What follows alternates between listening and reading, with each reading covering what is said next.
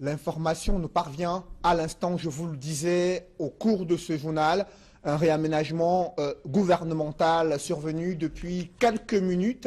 Et l'on précise que certains ministres ont été limogés du gouvernement. C'est le cas de Edgar Alain Mbengo. Et pour en savoir davantage, ce soir, je reçois sur ce plateau le rédacteur en chef de Equinox Radio et Télévision, Eric Kouamouo. Bonsoir. Bonsoir, c'est Dugu Félé. Vous avez suivi de près cette dernière actualité concernant le réaménagement du gouvernement.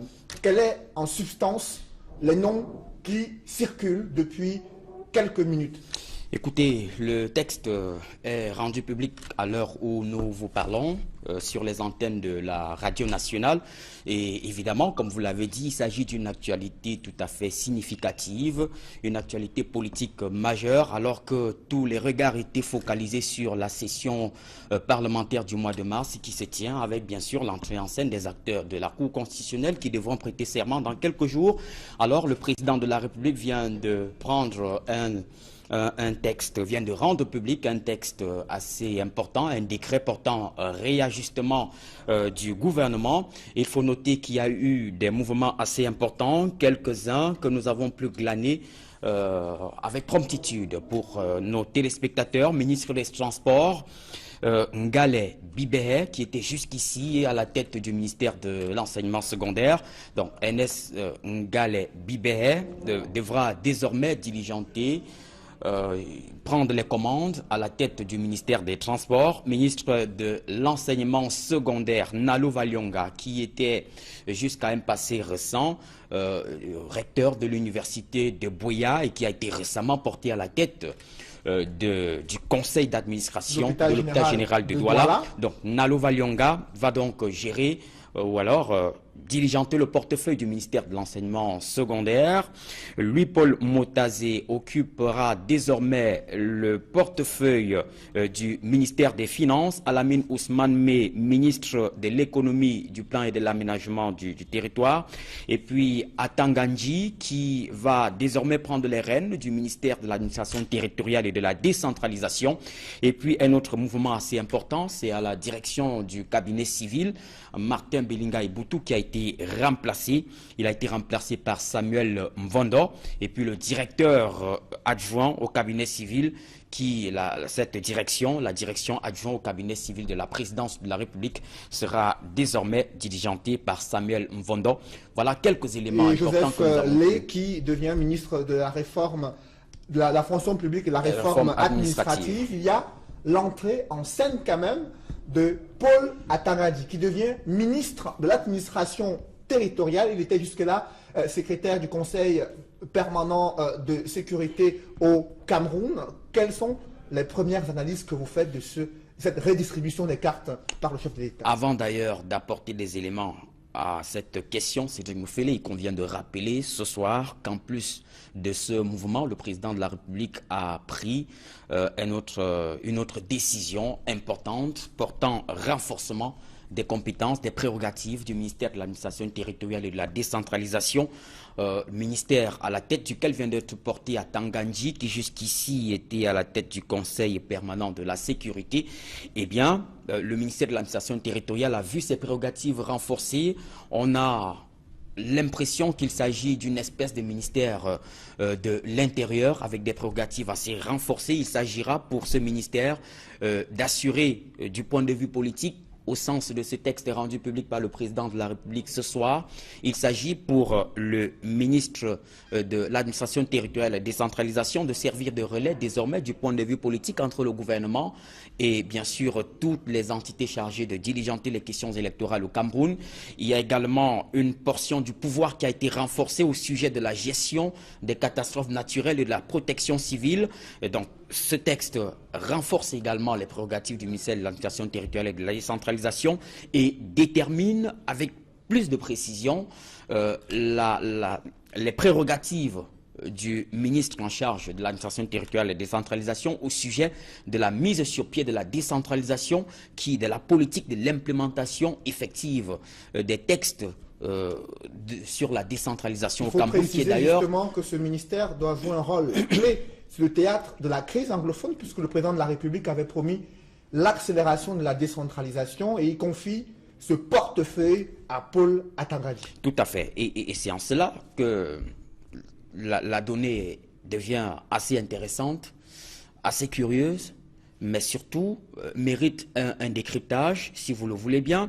Atangadi, on l'a vu au début de la crise anglophone sur le théâtre des négociations. C'est lui qui est allé à Bamenda aux premières heures de la crise anglophone, en octobre 2016, je crois, si mes souvenirs sont assez exacts. C'est lui qui était au front de la négociation. Paul Biya vient ainsi de renforcer le pouvoir, de lui conférer, de renforcer davantage la confiance placée en Atangadi, qui est un fils du Nord-Ouest.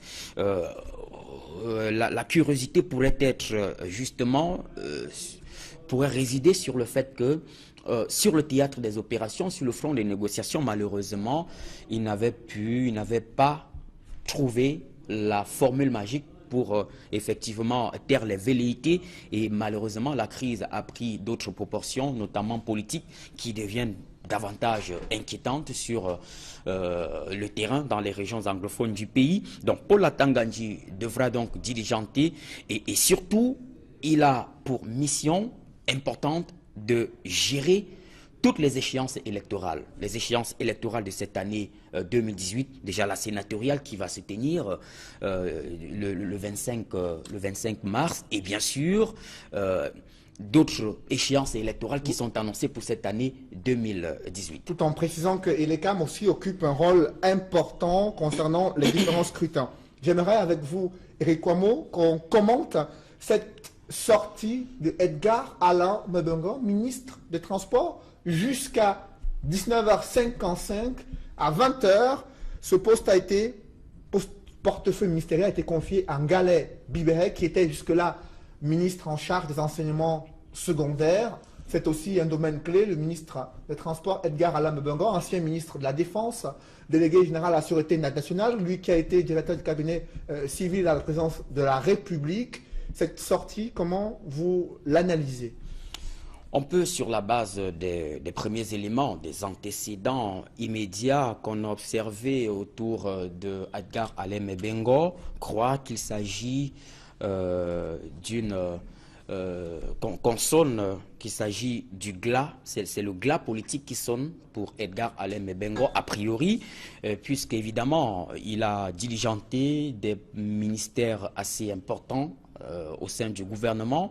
Il a été ministre de la Défense, il a été délégué général à la Sûreté nationale, ensuite porté à la tête du ministère des Transports, et puis il sort du gouvernement, on va le dire probablement, en attendant d'avoir d'autres éléments, par la petite porte, et on peut attribuer à cela quelques manquements observés à la tête du ministère des Transports, avec, pourquoi pas, il faut le noter, comme cause immédiate, la gestion très approximative de la catastrophe ferroviaire qui a écorné l'image du Cameroun, cette fameuse catastrophe ferroviaire survenue à Ezeka, dont la gestion a été un véritable casse-tête pour le gouvernement.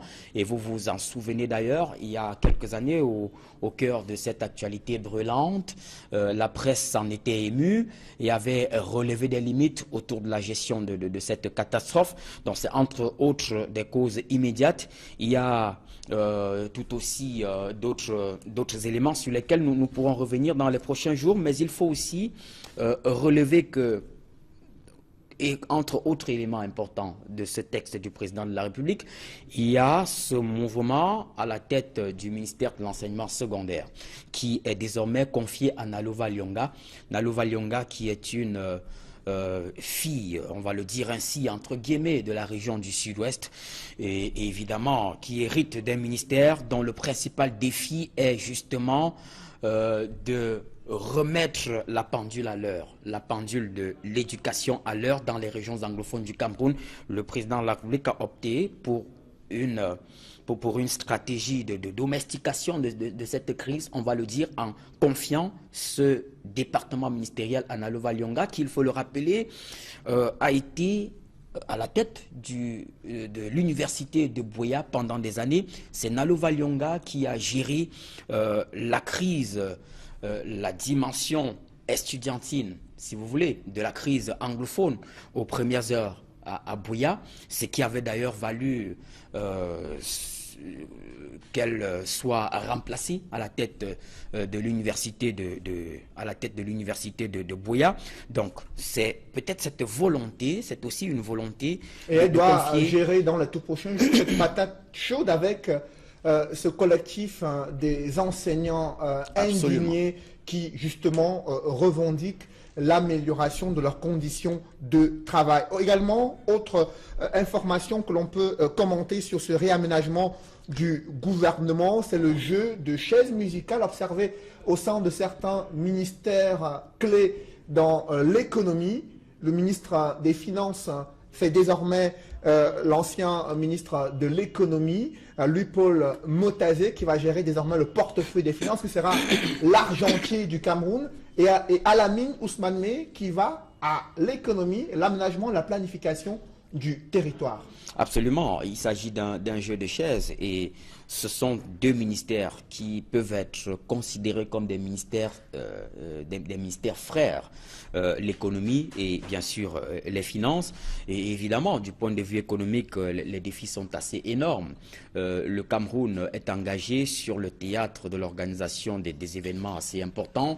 La Coupe d'Afrique des Nations prévue pour 2019, dans quelques mois, avec un gouvernement qui est aujourd'hui sur le théâtre, sur le front de la pression pour ce qui est de la livraison dans les délais des chantiers liés à cette compétition qui semble retenir l'attention du gouvernement. Donc, il faut dire que, évidemment, le climat politique, je veux dire, le climat, l'environnement économique au Cameroun qui est assez morose avec la chute du baril du pétrole qui a dû engager beaucoup de réformes et qui a contraint le gouvernement à implémenter un ensemble de mesures pour pouvoir supporter tous les manques à gagner du fait de la chute du prix du baril du pétrole, la question de la diversification de l'économie. Donc, évidemment, on peut dire que Alamine Ousmane Meh étant un pur produit du secteur privé, il faut le dire, puisqu'il est parti de la tête d'une banque pour se retrouver au ministère des Finances. Donc, c'est peut-être une espèce de volonté d'apporter un souffle nouveau dans cet environnement économique qui semble assez morose, assez complexe au Cameroun. Justement, Alamine Ousmane Meh qui certainement va accompagner le Premier ministre Philippe lors de ce Cameroun Business Forum qui doit se tenir dans les tout prochains jours dans la capitale économique du Cameroun. Restons avec vous, Eric Kouamo, pour noter qu'autour de la garde rapprochée du chef de l'État, il y a eu un toilettage profond. Le directeur du cabinet civil et le directeur du cabinet civil adjoint ont tous été changés par le président de la République.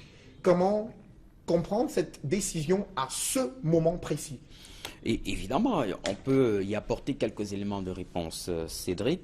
Avant d'en dire un mot, il faut rappeler à nos téléspectateurs qui prennent l'antenne à l'instant que Martin Belinga Eboutou a été remplacé à la tête de la direction du cabinet civil. Il a été remplacé par Samuel Mvondo et bien sûr son adjoint, le directeur adjoint du cabinet civil, a lui aussi été remplacé. Il a été remplacé justement à la suite de ce texte du président de la République. Alors, que peut-on retenir? Que peut-on en dire comme premier élément? Évidemment, c'est peut-être une volonté pour le président de la République d'apporter un souffle nouveau dans son entourage immédiat, compte tenu du contexte sociopolitique qui a été marqué par des rumeurs portées par l'opinion, portées par les réseaux sociaux et dont la gestion n'a pas du tout été à la hauteur d'un gouvernement. On a vu des balbutiements de la part du gouvernement sur tous ces manquements, ces manquements observés autour de l'actualité prégnante, l'actualité immédiate du chef de l'État. Cela peut aussi traduire la volonté de relancer la machine, compte tenu d'un contexte politique assez crispé, avec des crises qui se multiplient sur le triangle national, des enseignants qui sont entrés en scène, la crise anglophone qui peine véritablement à être résolue,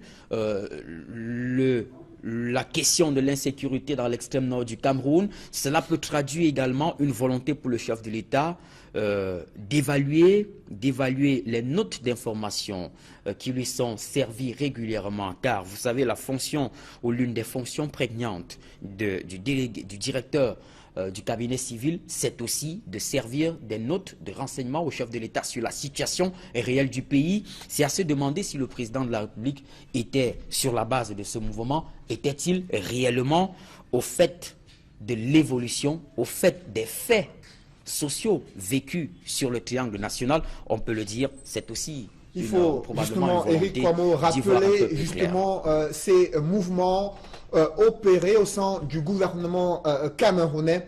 Ernest Ngale Bibere qui devient ministre des Transports, Samuel Mvondo Ayolo qui devient directeur du cabinet civil à la présidence de la République, Jules Doré Ndongo, ministre des Forêts et de la Faune, Paul Atanadi, ministre de l'Administration territoriale et la décentralisation, et Long Paultier qui devient secrétaire général adjoint à la présidence de la République. René Emmanuel Sadi devient ministre chargé de mission à la présidence de la République. Également, Louis-Paul Motazé, désormais l'argentier du Cameroun, Alamine Ousmane Mey, qui lui va au ministère de l'économie, de la planification et l'aménagement du territoire. Le secrétaire d'État à la Défense, c'est désormais Etoga Galas Yves Landry. Également Gaston Elundou qui devient ministre de l'eau et de l'énergie. Désormais, vous l'avez compris, quelques ministres ont été limogés dans cette décision du président de la République qui réaménage le gouvernement. Louis-Paul Motazé, désormais ministre des Finances, alors qu'il venait à peine de revenir dans ce portefeuille du ministère de l'économie. Ernest Ngale Bibere, après 2 ans et demi passés à la tête du ministère de l'enseignement secondaire, va désormais au transport, lui qui est un produit du secteur privé. Ernest Ngale Bibere, ancien ministre de l'enseignement secondaire, désormais ministre des Transports. On sait qu'il était très connu dans la ville de Douala, la capitale économique, comme un opérateur économique qui a évolué dans le secteur des transports qui, bien sûr, occupe un point névralgique dans l'ambition du gouvernement camerounais, celui de pouvoir développer le pays. Si vous nous rejoignez en l'instant, nous sommes en direct sur Equinox Télévision, édition spéciale liée à ce réaménagement observé au sein du gouvernement, décision du chef de l'État tombée ce soir de façon inattendue. Véritable coup de tonnerre au sein du gouvernement avec le limogeage de Edgar Alain Mbongo, qui était jusqu'ici ministre des Transports, mais aussi la sortie de d'autres membres du gouvernement, notamment le ministre de la fonction publique et de la réforme administrative, Michel Ange Angouin, qui s'est illustré par des batailles avec le directeur général de l'ENAM durant ces derniers mois. C'est désormais Joseph Lé, qui était jusque-là directeur général adjoint au cabinet civil de la présidence de la République. Tout à fait. Et l'actualité prégnante, d'ailleurs, qui a été traitée sur les antennes d'Equinox ce soir au sujet de ce département ministériel, c'est cette demande d'explication qui a été servie au directeur général de l'ENAM, exigeant justement des clarifications sur tous les manquements qui ont structuré, qui ont encadré le dernier concours d'entrée dans cette école à forte réputation au Cameroun. Donc il y avait comme une espèce de guerre ouverte au sein du gouvernement entre le ministre de la fonction publique et de la réforme administrative et bien sûr le directeur général de l'ENAM. Mais il est prématuré de déduire qu'il s'agit d'une prise de position dans cette bataille, car les enjeux évidemment sont énormes et la question de la crédibilité de cette promotion à l'École nationale d'administration de l'administration et de la magistrature, la question de la crédibilité de cette promotion se pose. Et évidemment, c'est l'un des dossiers sur lesquels devra s'attarder le tout nouveau ministre Joseph Lé.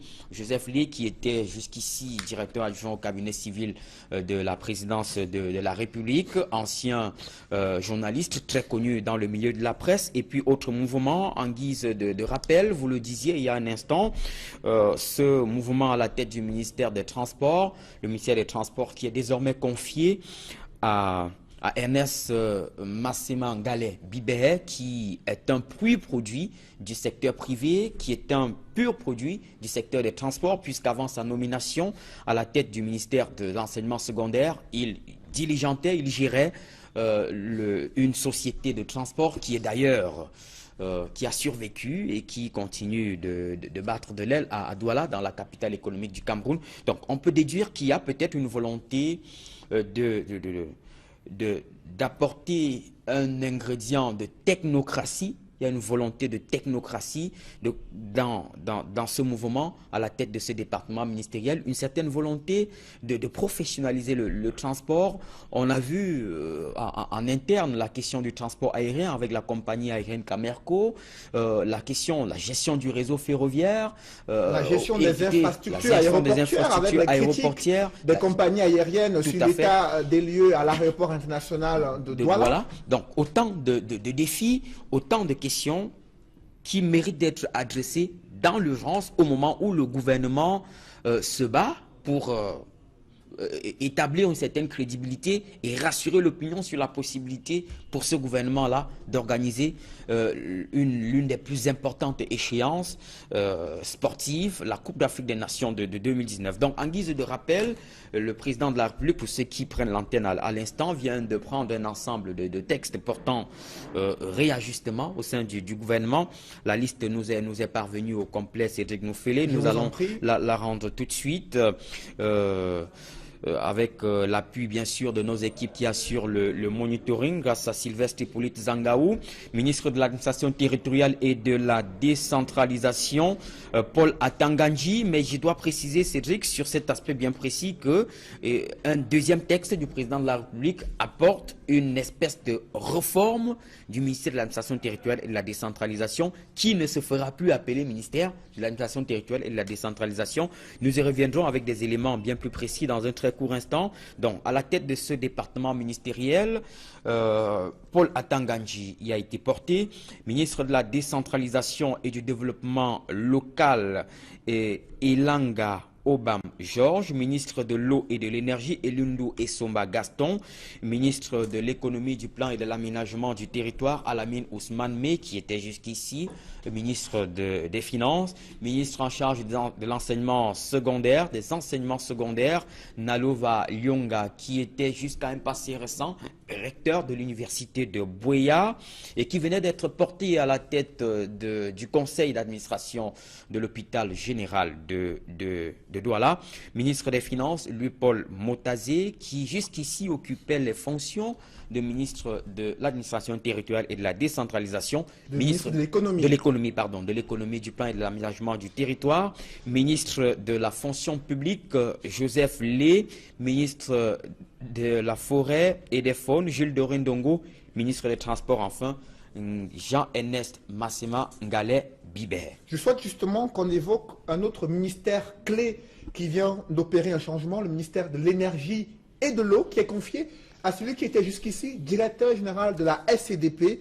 Il s'agit bien sûr de Gaston Elundu, qui était jusque-là directeur général de la société camerounaise des dépôts pétroliers. Il est désormais ministre de l'eau et de l'énergie, au moment où le Cameroun accuse un grave déficit en eau potable, fait face bien sûr à une demande française croissante en énergie électrique, avec des projets énergétiques qui sont plutôt à bout de souffle, avec des délestages qui ne cessent de pointer à l'horizon depuis quelques semaines. Les défis sont importants pour l'ancien directeur général de la société camerounaise des dépôts pétroliers, qui remplace à ce poste le ministre Atangana Kuna, qui finalement a été limogé après de nombreuses frasques relatives à ces manquements, ces dysfonctionnements observés dans le secteur de l'eau et de l'énergie. Absolument, Cédric Noufélé. Il convient tout d'abord de rappeler que Gaston Elundu, qui était jusqu'ici à la tête de la SCDP, vient d'être porté à la tête du ministère de l'énergie et de l'eau. La SCDP La société camerounaise de dépôt de produits pétroliers, il faut le rappeler, fait partie des 4 entités qui diligentent des questions de pétrole. Dans notre pays, cette société assure essentiellement le stockage, la Sonara qui assure bien évidemment le raffinage et la CSPH, la Caisse de stabilisation du prix des hydrocarbures, et la SNH qui est chargée de structurer. Donc, en fait, il s'agit d'un ministère qui a été confié aux mains d'un acteur de ce secteur. Et en cela, on peut dire qu'il y a une volonté de trouver véritablement des solutions concrètes à toutes les crises qui traversent ce département ministériel, comme tous les autres d'ailleurs. Vous l'avez relevé tout à l'heure, le climat social n'est pas du tout serein en raison des multiples coupures d'électricité. Pourtant, paradoxalement, le gouvernement n'a cessé d'annoncer l'implémentation, la réalisation de plusieurs projets visant à améliorer le potentiel énergétique du Cameroun. Mais malheureusement, les Camerounais, le citoyen ordinaire, ne comprend pas toujours pourquoi le déficit énergétique demeure criard. Il ne comprend toujours pas pourquoi des coupures intempestives d'électricité restent d'actualité. Il y a cette question d'accès à l'eau potable avec des interruptions, des quartiers qui ont oublié d'ailleurs l'existence des robinets d'eau courante dans bien de quartiers à travers la ville de Douala et l'ensemble du triangle national. Donc ce sont des questions prégnantes qui méritent d'être adressées pour contribuer à stabiliser le climat social, à rassurer la population qui est davantage inquiète en raison de ces manquements. Donc on se dit, Gaston Elundou étant un pur produit du secteur, aura-t-il des coups de franche? Aura-t-il la possibilité d'implémenter véritablement cette politique et répondre aux attentes contenues dans sa feuille de route, autant de questions qu'on pourrait se poser ce soir? Vous avez évoqué tout à l'heure cet éclatement du ministère de l'administration territoriale et la décentralisation. La territoriale est désormais confiée à Paul Atangadi et le ministère de la décentralisation à Elanga Obam Georges. On note également que dans le domaine de la sécurité, il y a un nouveau secrétaire d'État à la défense chargé de la gendarmerie, et Toga Galas Yves Landry, qui remplace Jean-Baptiste Bocam, qui a fait de nombreuses années à la tête du CED, la gendarmerie qui est engagée sur de nombreux fronts de lutte contre l'insécurité, le grand banditisme, mais aussi sur le théâtre de la crise anglophone. Éric Kouamouo. Absolument, absolument, Cédric Moufélé. Le défi, la question sécuritaire est devenue prégnante. Les défis sécuritaires méritent une attention particulière. La sécurité, le maintien de la sécurité dans les régions anglophones du Cameroun est devenu un véritable challenge pour le gouvernement, un véritable défi qu'il faut adresser dans l'urgence en raison de toutes les exactions qu'on observe de part et d'autre sur le terrain. Donc il est question d'apporter un souffle nouveau dans ce corps. Et puis, vous le releviez, il y a un instant, cet éclatement du ministère de l'administration territoriale qui a été confié à Paul Atangadi, et puis un autre ministère connexe à ce ministère qui est désormais chargé de la décentralisation et du développement local, qui sera diligenté par Elanga Obam Georges. Alors, que peut-on dire en guise de lecture sur cet aspect important? D'abord, on peut y déduire une certaine volonté pour le gouvernement d'accorder une attention particulière à la question de la décentralisation. Bien que quelques éléments soient visibles, contenus dans une constitution qui est en cours depuis une constitution qui a été élaborée depuis 1996 et dont tous les éléments, tous les mécanismes, tous les outils, tous les instruments n'ont jamais été implémentés. Donc, on peut dire que le gouvernement continue de croire que la solution à la crise anglophone, c'est effectivement la mise sur pied de la décentralisation. Cela est visible à travers ce renforcement du pouvoir, ce renforcement des compétences du ministère de l'administration territoriale et bien sûr la création de tout un ministère qui va diligenter les questions de décentralisation et de développement local. Cela veut dire que la posture du gouvernement sur la crise anglophone, c'est effectivement l'implémentation de la décentralisation telle que consignée dans la Constitution de 1996. Justement, ceux qui nous rejoignent à l'instant, édition spéciale consacrée à ce réaménagement ministériel qui est tombé ce soir alors que des membres du gouvernement étaient encore jusqu'à cet après-midi présents à l'hémicycle du Palais des Verts de Ngouaekele pour suivre bien sûr les discours des doyens d'âge à l'Assemblée nationale mais aussi au Sénat. Nous vous rappelons à cette antenne les différentes personnalités qui font, bien sûr, qui sont maintenues au gouvernement ou alors qui occupent désormais de nouveaux portefeuilles ministériels. Il y a le ministre chargé de l'administration territoriale, Paul Tangandi, qui était jusqu'ici secrétaire permanent du Conseil de sécurité au Cameroun. Le ministre de la décentralisation et du développement local, c'est un ministère qui vient d'être créé. Il s'agit de Elanga Obam Georges. Le ministre de l'eau et de l'énergie, Atangana Kuna, a été limogé. C'est désormais Elundu Essomba Gaston. Il était jusque-là directeur général de la SCDP au Cameroun. Le portefeuille du ministère de l'économie est désormais confié à Alamine Ousmane. Il était l'argentier du Cameroun durant ces dernières années au ministère de l'enseignement secondaire. Nalova Lyonga, qui retrouve le secteur de l'éducation après avoir été chancellor, vice-chancellor à l'université de Boya. Elle était jusqu'ici PCA à l'hôpital général de Douala.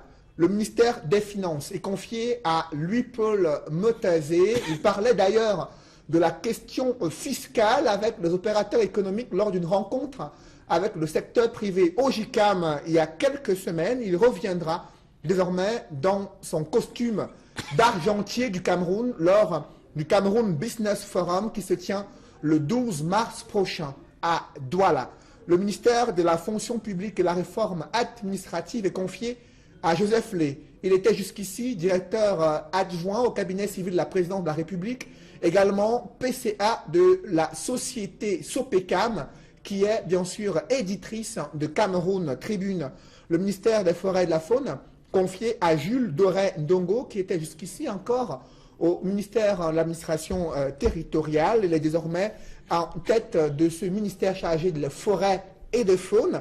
Et au ministère des Transports, Edgar Alain Mbenga a été limogé. C'est désormais Ernest Massena Ngale Bibere. Il était jusqu'ici ministre de l'enseignement secondaire. Il a fait son entrée au gouvernement il y a environ 2 ans et demi. Désormais, il lui est confié un nouveau ministère, celui du ministère des Transports. Et le secrétaire d'État à la Défense, chargé de la gendarmerie, a été lui aussi limogé. C'est désormais Etoga Galas Yves Landry qui, bien sûr, doit désormais gérer la gendarmerie au Cameroun. Les autres ministères n'ont pas vu leur chef de département ministériel être changé. Le Premier ministre est resté en fonction, Éric Kouamo, alors que l'on s'attendait à un remaniement ministériel de vaste amplitude. Le chef de l'État a choisi de maintenir Philémon Yang à la tête du gouvernement. Comment comprendre cette confiance renouvelée? Pour moi, la 4e fois au Premier ministre Philémon Yang qui bat le record des premiers ministres depuis l'accession à la magistrature suprême du chef de l'État. Effectivement, on peut y voir une volonté de souplesse de la part du chef de l'État. Et il est peut-être prématuré de qualifier ce mouvement de remaniement. Il s'agit probablement, en attendant l'éclairage des politiques sur le sujet et d'autres experts, il s'agit probablement, on peut le dire, d'un réajustement gouvernemental. Un réajustement parce qu'effectivement, les défis sociopolitiques sont assez énormes, sont assez prégnants. Et on le voit, Paul Biya a choisi ce soir, à travers ce texte, tout d'abord, de renouveler sa confiance à l'élite anglophone. De renouveler sa confiance à l'élite anglophone. Vous avez parlé, vous avez évoqué le cas de Philémon Yang, qui bat le record de longévité à la tête du Premier ministère, contre vents et marées, malgré la dégradation du climat social et politique dans les régions anglophones, malgré la difficulté à établir un véritable dialogue entre les différents acteurs, malgré la situation sécuritaire qui est assez préoccupante dans ces régions, Paul Biya a choisi de maintenir son élite, de renouveler sa confiance à l'élite anglophone. Justement, précisons à votre suite, Éric Kouamouo, que le Premier ministre Philémon Yang a été nommé chef du gouvernement le 30 juin 2009. Ça fait 9 ans qu'il est à la tête du Premier ministère. Absolument, absolument. Et effectivement, c'est cette confiance renouvelée qu'on peut déduire à l'élite anglophone. Et les conséquences seront immédiates sur le terrain, compte tenu du contexte politique marqué par de grandes échéances électorales. La présidentielle qui est annoncée, les sénatoriales, les législatives qui pourraient aussi se tenir durant cette année 2018. Donc, il s'agit de maintenir la carte politique. La carte politique telle qu'elle est implémentée depuis quelques années dans ces régions anglophones. Il s'agit de renouveler la confiance, la confiance du président de la République à cette élite anglophone. Il s'agit de renforcer davantage les prérogatives, les pouvoirs de cette élite anglophone. D'ailleurs, une évidence, c'est le cas à Tangandji, qui a été porté à la tête du ministère de l'administration territoriale et de la décentralisation, qui est l'un des ministères présents au centre de l'actualité, au cœur du jeu sociopolitique de l'heure. Donc on peut dire qu'il y a cette volonté, tout d'abord, de renouveler la confiance à cette élite, ensuite de renforcer les pouvoirs et puis une volonté aussi de maintenir, d'entretenir une certaine stabilité sur les cartes politiques que détient le pouvoir en place. Justement sur le profil et les compétences de ces personnalités qui viennent d'être portées au sein du gouvernement, il y a le tout nouveau ministre de la décentralisation et du développement local, Elanga Obam Georges, qui était jusqu'ici conseiller technique au secrétariat général des services du Premier ministre. Il avait été porté parmi ses conseillers techniques, c'était en 2016, à la suite d'une décision du Premier ministre portant organisation des services du Premier ministre, qui est donc Elanga Obam Georges, qui comptait bien sûr parmi les conseillers techniques au secrétariat général des services du Premier ministre. Désormais, il doit gérer le tout nouveau ministère de la décentralisation et du développement local. Il fait son entrée ainsi au sein du gouvernement. Autre personnalité qui fait son entrée dans le gouvernement, c'est Elundu Essomba Gaston. On en parlait tout à l'heure avec vous, Éric Kouamouo, directeur général de la SCDP jusqu'à cette nomination. Nalova Leonga également, qui marque son entrée au sein du gouvernement. Il y a aussi Etoga Galas Yves Landry, qui devient secrétaire d'État en charge de la gendarmerie, mais aussi Samuel Mvondo Ayolo, qui était jusque-là ambassadeur du Cameroun en France. Et la presse, bien sûr, avait vu juste sur les nombreux mouvements qu'il avait effectués entre le palais d'Etoudi et, bien sûr, l'ambassade du Cameroun en France. Désormais, il est la main droite du président de la République, ses yeux et ses oreilles, celui qui s'occupe de la vie civile du couple présidentiel, désormais directeur du cabinet civil à la présidence de la République, un poste très convoité en raison de la proximité avec le chef de l'État, Éric Kouamouo. Absolument. Nous le disions il y a un instant, cette fonction cette fonction est porteuse d'une certaine proximité avec le président de la République. Et évidemment, c'est un peu comme la machine administrative, le moteur de la machine administrative autour du chef de l'État.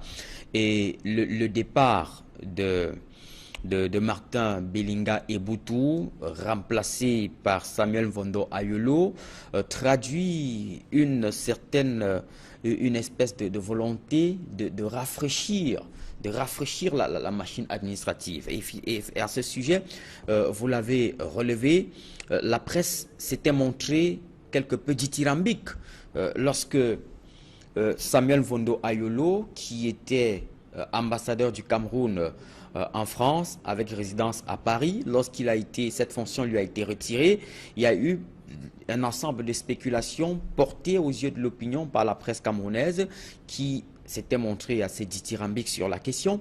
Et entre autres informations que l'on avait glanées à cette époque, il y avait justement ces multiples consultations, ces multiples échanges entre Samuel Vondo Ayolo et bien sûr le Sérail. Donc cette actualité qui avait été portée, et il faut le dire, il y a quelques semaines plus tôt, vient donc pour confirmer cette volonté pour le président de la République de renouveler sa confiance à cet ancien ambassadeur. Justement, nous le précisons, nous sommes en direct. C'est une édition spéciale consacrée bien sûr à ce réaménagement observé au sein du gouvernement, alors que d'aucuns s'attendaient à un mouvement de vaste amplitude. Le chef de l'État a choisi de réaménager quelques postes et portefeuilles ministériels avec des entrées en scène de quelques personnalités, mais aussi des limogeages de certains ministres, notamment Atangana Kuna, qui était jusqu'ici ministre de l'énergie et de l'eau. Il a été limogé du gouvernement. Edgar Alamembogo, qui bien sûr doit laisser le siège du ministère des Transports au ministre Ernest Massena Ngale Bibere, qui était jusqu'ici ministre en charge des enseignements secondaires. Également Michel Ange Angouin, qui n'aura pas de réponse à sa demande d'explication servie au directeur général de l'ENAM. Il a cédé son siège de ministre de la fonction publique à Joseph Lay, qui était jusqu'ici directeur adjoint au cabinet civil de la présidence de la République. Il y a également Paul Elontier, qui fait son entrée au secrétariat général de la présidence de la République. Il était jusqu'ici ministre délégué auprès des Finances. Il y a de plus en plus de portefeuilles ministériels clés confiés à des personnalités qui viennent des régions anglophones. Est-ce que c'est un signe d'apaisement du chef de l'État à l'endroit de ces populations qui manifestent depuis de nombreuses années par rapport à cette crise anglophone? C'est peut-être, il s'agit davantage, on peut le dire, en guise d'hypothèse, qu'il s'agit davantage du renouvellement de la confiance à l'élite anglophone. Vous observerez que dans ce réajustement, Paul Biya, le président de la République, a renouvelé sa confiance à Paul Elunche, tel que vous le dites. Ensuite, Nalova Lyonga et bien sûr l'actuel ministre de l'administration territoriale et de la décentralisation, Paul Atanganji, qui sont en réalité des noms ayant une forte résonance dans la crise anglophone dès les premières heures. Souvenez-vous, lorsque la crise anglophone a présenté ses premiers signaux dans les régions anglophones du Cameroun, l'université de Buea était rentrée en scène avec une série de manifestations des étudiants qui portait aux yeux de l'opinion un ensemble de revendications visant à l'amélioration des conditions, de leurs conditions de vie, de leur cadre d'apprentissage, de leur cadre d'études à l'université de Buea. Mais au cœur de cette crise, la gestion avait été très approximative, des étudiants qui avaient été maltraités, des images qui avaient circulé sur les réseaux sociaux, et à la tête de l'université de Buea se trouvait le vice-chancellor Nalova Lyonga, qui avait été remplacé. Beaucoup y avaient vu une espèce de sanction avant que Nalova Lyonga ne soit portée au poste de présidente du conseil d'administration de l'hôpital général de Douala. Eh bien, Paul Biya vient ce soir un peu comme pour déjouer tous les pronostics, comme pour balayer d'un revers de main toutes ces hypothèses, toutes ces analyses qui avaient été déduites à la suite du traitement qui lui avait été réservé. C'est aussi le cas pour Paul Atangandji. Paul Atangandji qui jusqu'ici dirigeantait le Conseil permanent de sécurité et qui était au devant de la scène, qui portait la voix du gouvernement sur le théâtre de la négociation lorsque la crise anglophone était à sa phase corporatiste. Il était au devant de la scène, il portait les arguments, il portait la voix du gouvernement lorsque le gouvernement avait entrepris justement d'établir un cadre de dialogue avec les acteurs de la crise anglophone dans sa dimension corporatiste. Malheureusement, cette démarche, on le voit, les évidences sont tout à fait probantes. Malheureusement, cette démarche n'a pas produit de résultats, mais il a été tout de même porté à la tête du ministère de l'administration territoriale et de la décentralisation. L'administration territoriale qui devra, compte tenu de cette fraction, de cette division, de cette scission entre le ministère de la décentralisation et celui de l'administration territoriale devra, dans les prochains jours, d'un point de vue opérationnel, revêtir la fonction de ministère de l'Intérieur. Il s'agit tout d'abord de renouveler, de renforcer les capacités de renseignement du gouvernement sur la réalité des faits sur le terrain. Et c'est en cela qu'on peut déduire que le choix de Paul Atangandji, qui vient d'un secteur purement sécuritaire, puisqu'il a pendant de nombreuses années diligenté le Conseil permanent de la sécurité.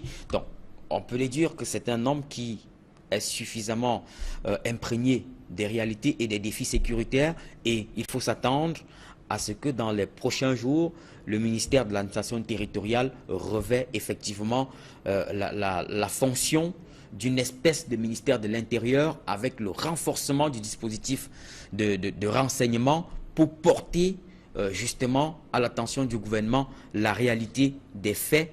Et c'est en cela qu'on peut déduire qu'effectivement il n'y a pas à proprement parler un véritable bouleversement compte tenu de la crise anglophone sur la base des noms et des portefeuilles qui ont été redistribués par le chef de l'État. Mais il faut noter aussi, Cédric Mouffelé, à l'attention de nos téléspectateurs, qu'en plus de ce décret portant réajustement du gouvernement, il y a un texte assez important qui vient comme pour redéfinir les prérogatives à la fois de l'administration territoriale et de la décentralisation.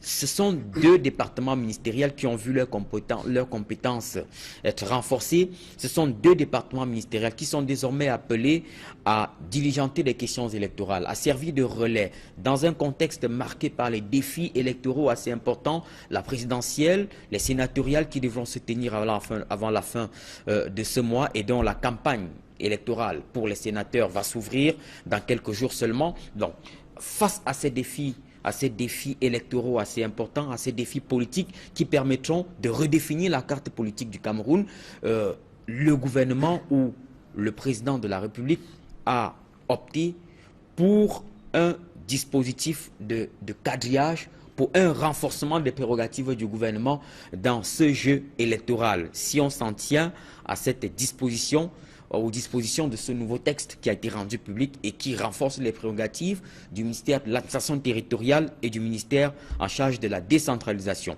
Aussi, il y a la question de la protection civile. La journée de la protection civile s'est célébrée il y a je crois, 24 heures. Voilà, les défis sont énormes à travers l'ensemble du triangle national. Souvenez-vous, en 2012, au plus profond des inondations qui avaient secoué la région de l'extrême nord du Cameroun en favorisant des déplacés assez énormes. Le président de la République, Paul Biya, et son épouse étaient à Guilvidic.